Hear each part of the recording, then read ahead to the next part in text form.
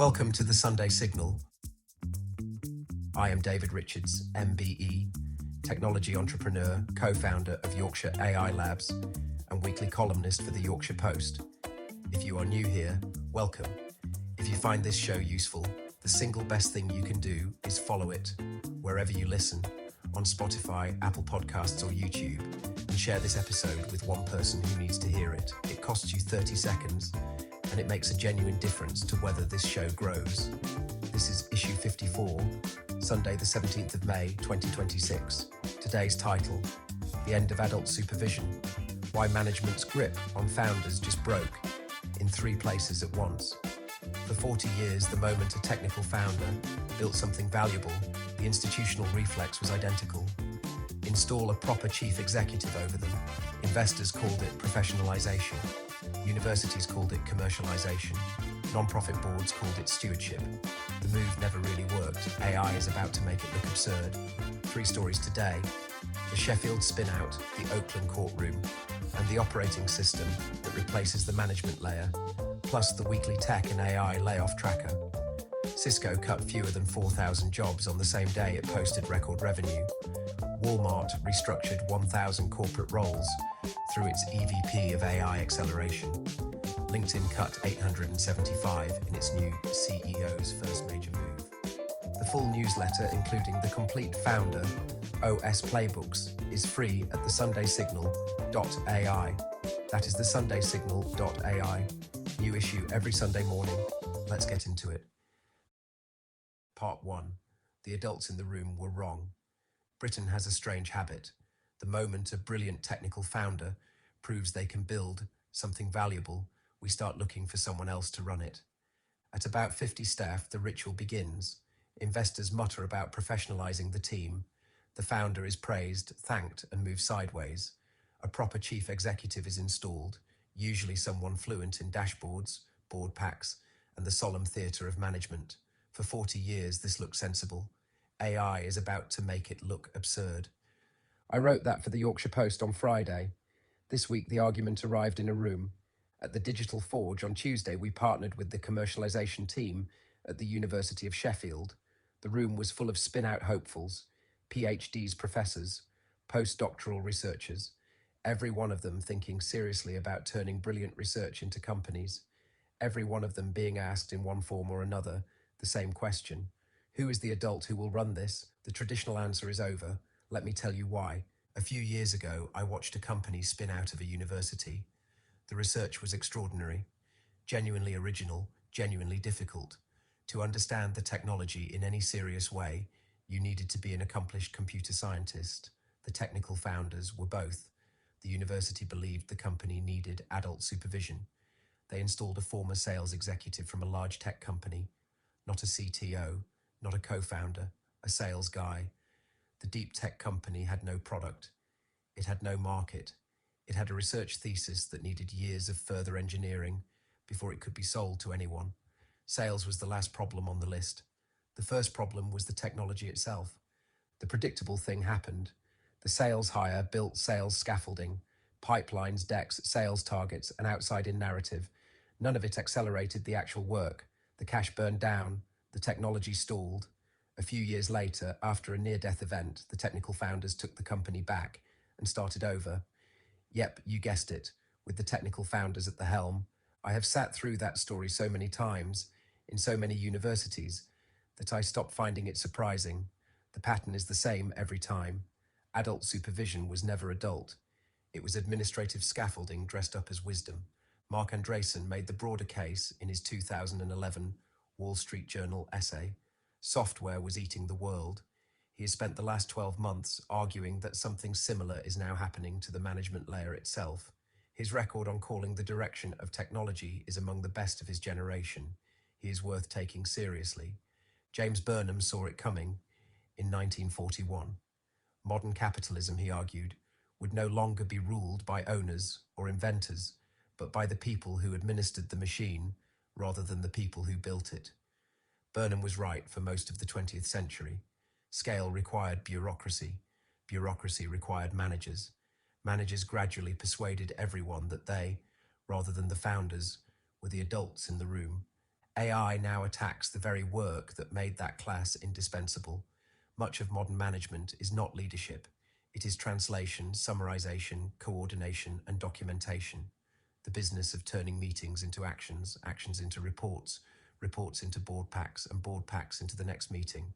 Strategy decks, budget narratives, risk registers, performance reviews, and the endless grey plumbing on which large organizations depend, all of it.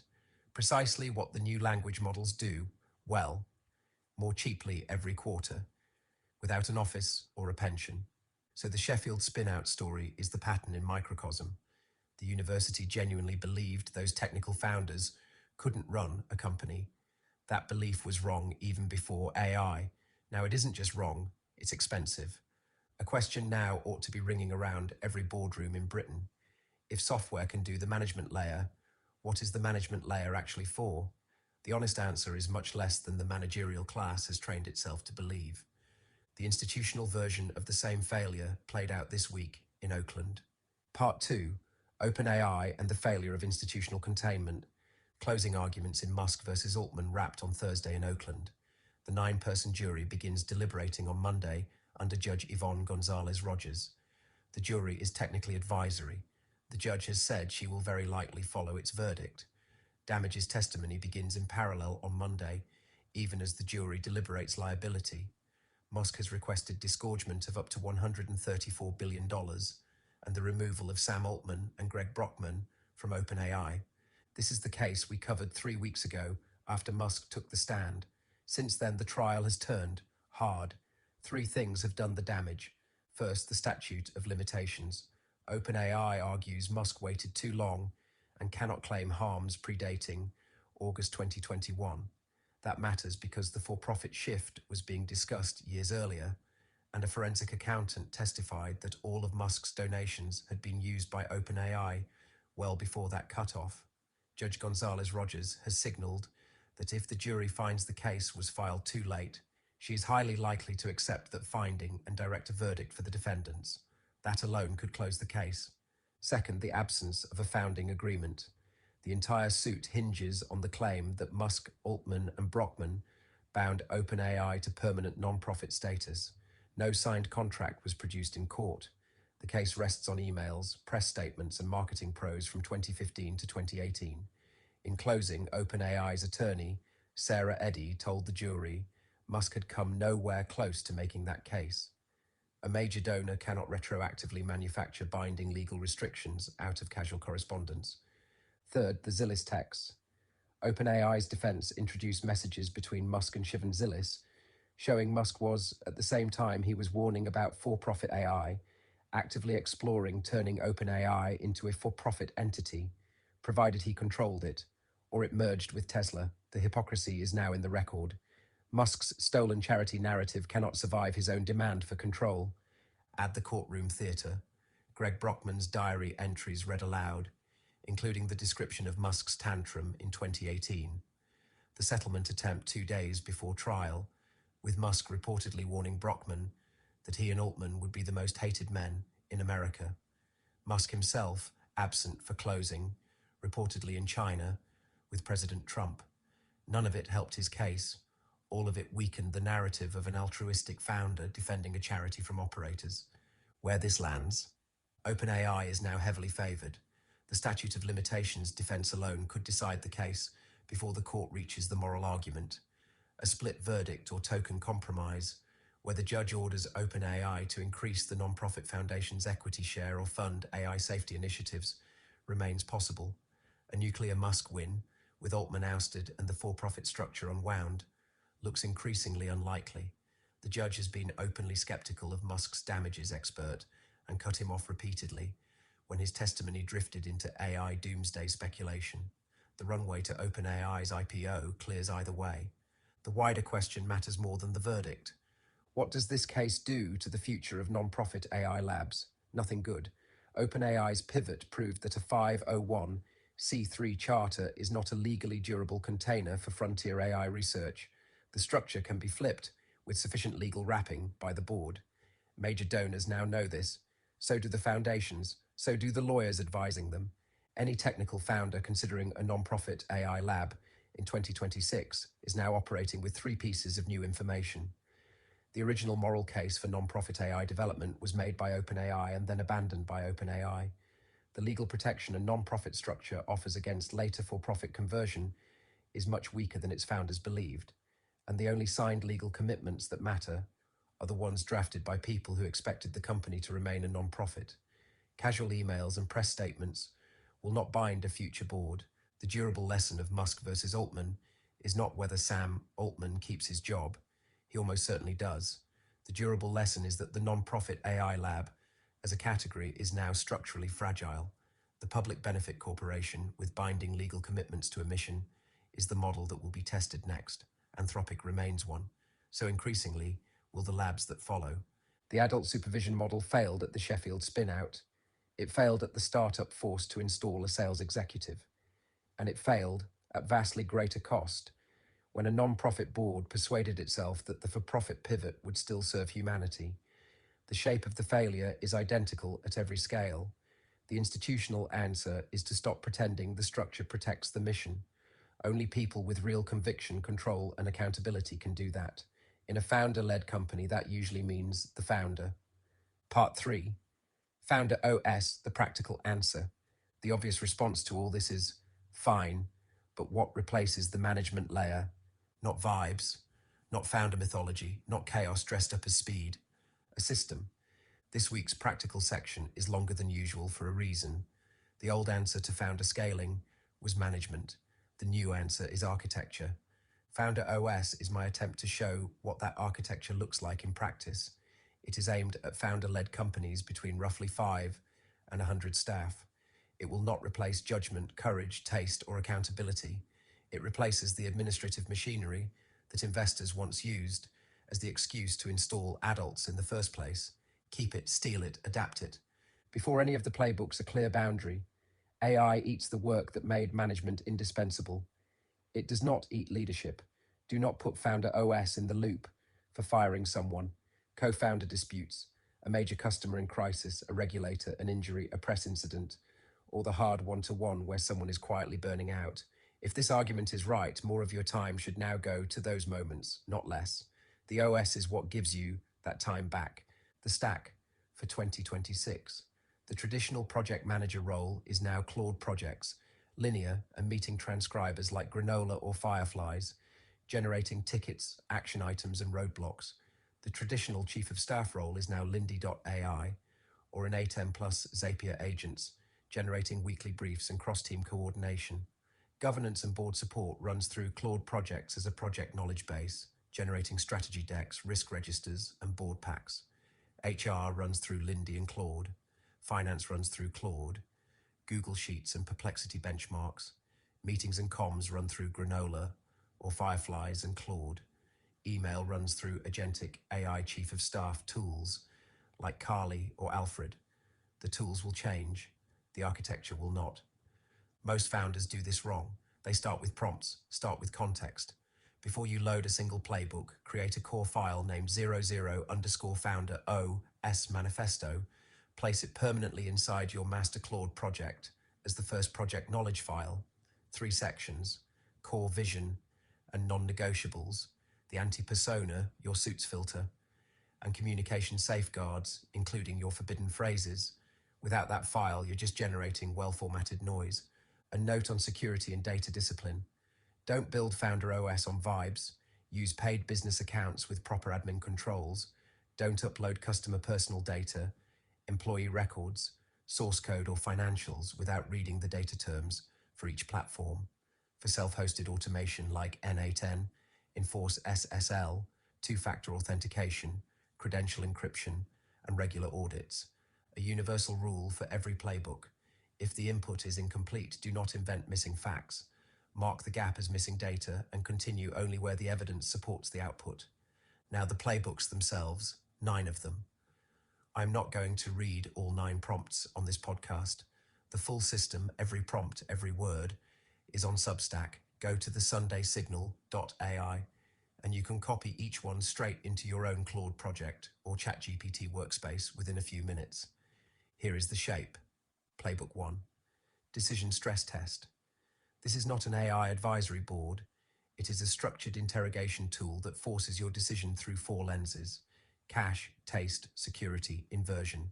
Use it as a thinking aid before a real conversation with a real person, not as a substitute for one.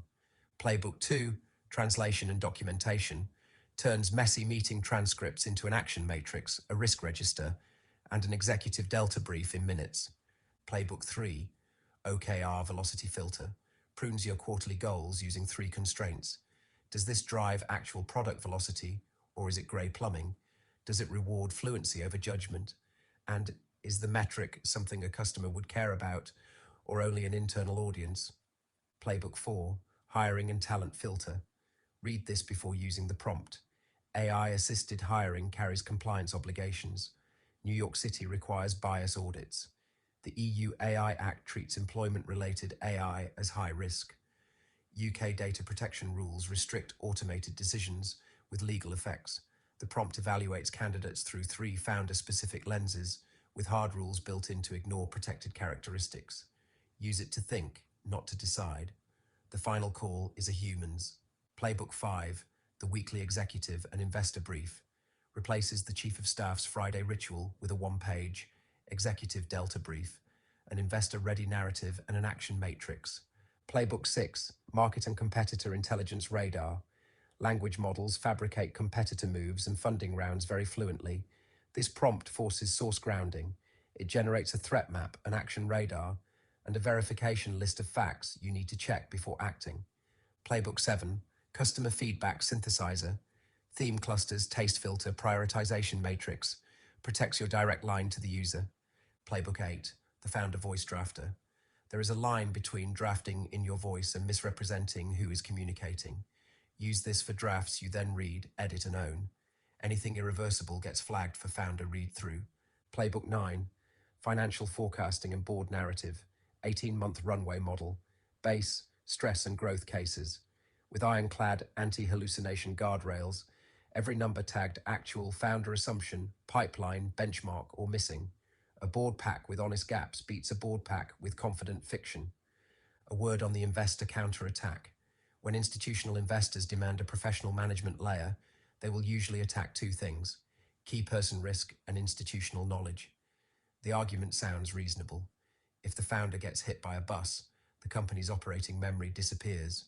Your answer is not bravado, it is architecture.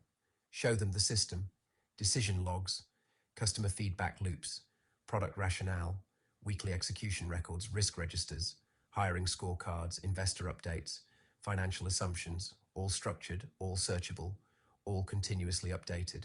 Be honest about the limits. Documents are not the same as judgment. The OS makes the company more legible to a successor, not equivalent to having one. But it does mean an investor concerned about continuity can no longer point to absent paperwork as the problem. Implementation runs 4 weeks. Week 1, foundations. Build the master Claude project. Upload the manifesto. Set up the weekly system log.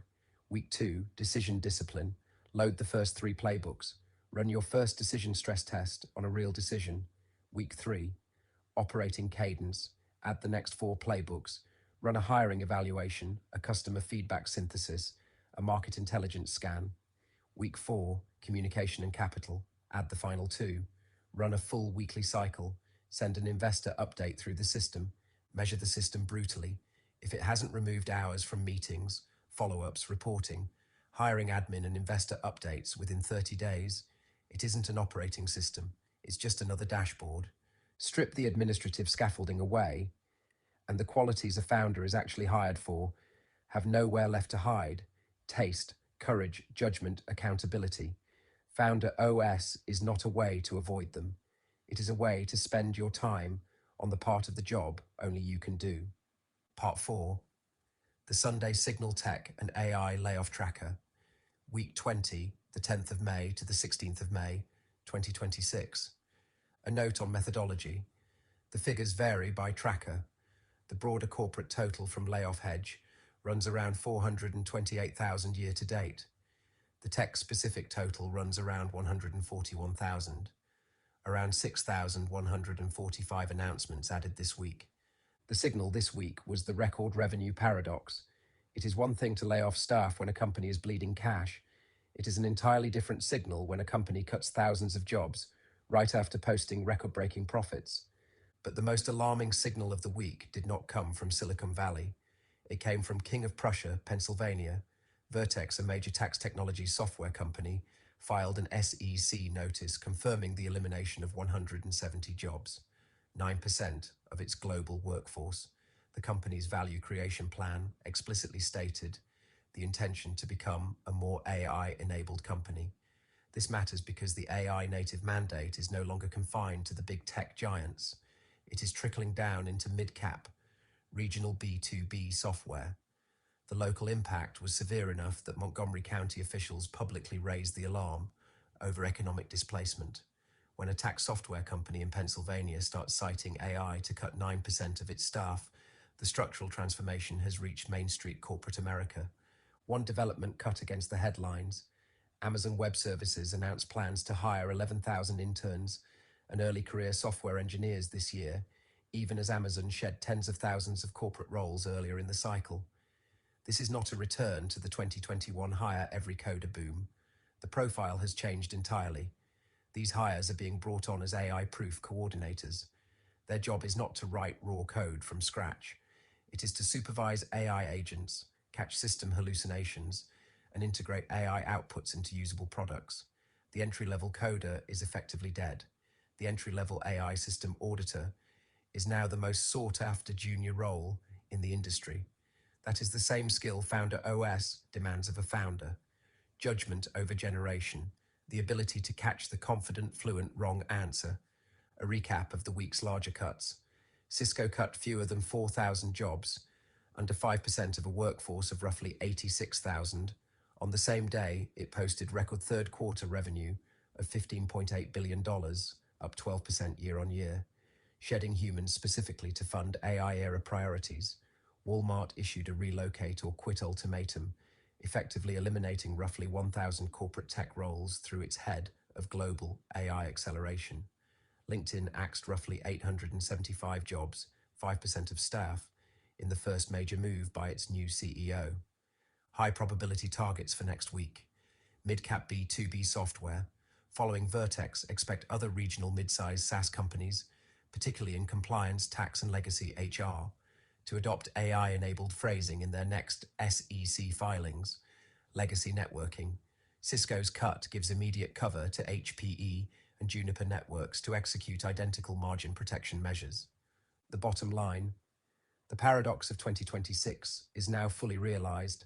Tech payrolls are shrinking violently, while GPU budgets and AI infrastructure spending are projected to hit $700 billion. The capital has not disappeared. It has migrated from human biology to silicon compute. Final thought. The professional class spent 40 years persuading founders they weren't grown up enough to run their own companies. 3 rooms returned the verdict this week. A Sheffield spin-out audience saw the wreckage of the old theory. A federal courtroom is being asked whether the same logic, applied to entire institutions, still holds, and a practical alternative now sits in any technical founder's browser. The adults were always the problem. Software just made it impossible to keep pretending otherwise. That is the Sunday Signal, issue 54. Thank you for listening. If this episode was useful, please share it with another technical founder, with your investors, with anyone still preaching adult supervision. The full newsletter, including the complete Founder OS playbooks, the master manifesto file, and the rest of the layoff tracker, is at thesundaysignal.ai. New issue every Sunday morning. If you have not followed the show yet, do it now. On Spotify, Apple Podcasts, or YouTube. It takes 10 seconds. It is the single thing that decides whether the algorithm works for us or against us. Until next Sunday, I am David Richards, MBE. Thank you for listening to the Sunday Signal.